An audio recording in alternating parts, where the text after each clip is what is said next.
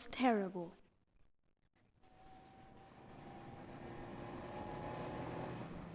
Yes, darling, this car doesn't belong to you. It belongs to your mother. You can only borrow it once a week. And I don't like going by bus or tube just because my boyfriend hasn't got a car. You didn't even take a taxi after the theatre last night. I wanted to go to bed early after that horrible play, and I had to walk for hours. The play wasn't as bad as all that. Really terrible. It was the worst play I've ever seen. It was even worse than the play we saw last month. Which one do you mean? The one we saw at the Apollo Theatre. Don't you remember? It was about an old man who worked in a car factory, and he bought some furniture on hire purchase, and he had to borrow a lot of money. We saw it on the first night. Now I remember. The old man had a sister whose boyfriend fell in the river in the second act. That was really a bad play, with the fat actor whose voice was so funny. But the play we saw last night was much better. Anyway, you wanted to see it because Audrey Hepburn was in it. Yes, I wanted to see Audrey. She's the best actress I've ever seen, and I know her. I've served her a lot of times.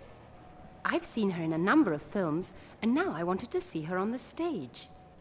But she only played a small part, and wasn't at her best at all. The play was terrible. I lost my scarf in the theatre, and you didn't take me home by taxi because that mother of yours never gives you enough money.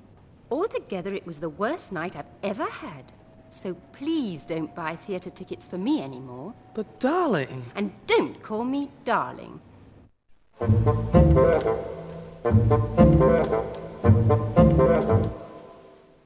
Voices behind the door. When Joe drew the curtain of the study and looked out, the first thing he saw was Mrs. Lee's Jaguar. He drew the curtains back quickly and switched off the walkie-talkie, though he could still hear Henry's voice over it. First, he wanted to run out of the room, but then he changed his mind. Near the wall, there was a big cupboard. He stood between it and the wall. Then he caught sight of the walkie-talkie. It was on the desk. So he had to run to get it and take it with him behind the cupboard. Then he listened to the voices that came from the hall. That's Dick with a girl I don't know, he thought. They were talking and coming closer and closer. The closer they came, the more worried Joe got. What'll happen if they try the door of the study and find it open?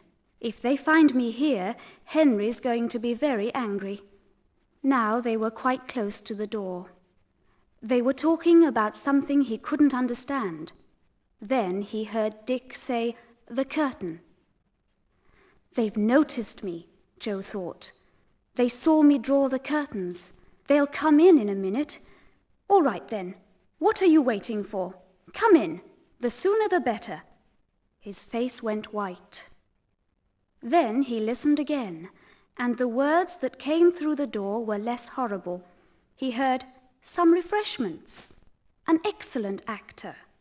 Fine setting." And then, after the interval, "In the next scene." Thank heaven, they're talking about the theatre and plays.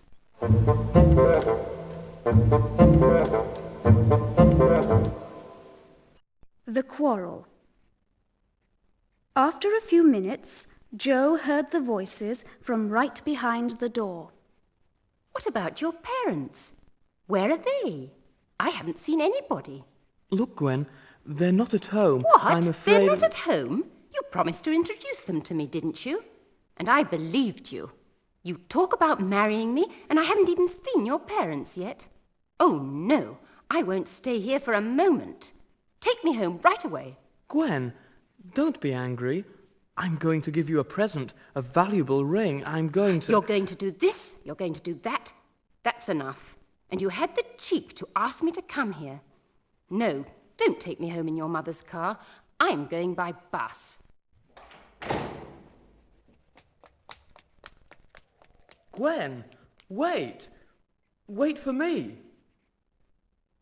Joe listened carefully, but he couldn't hear another thing. He waited for a few minutes, then looked out of the window and saw a girl run to the gate.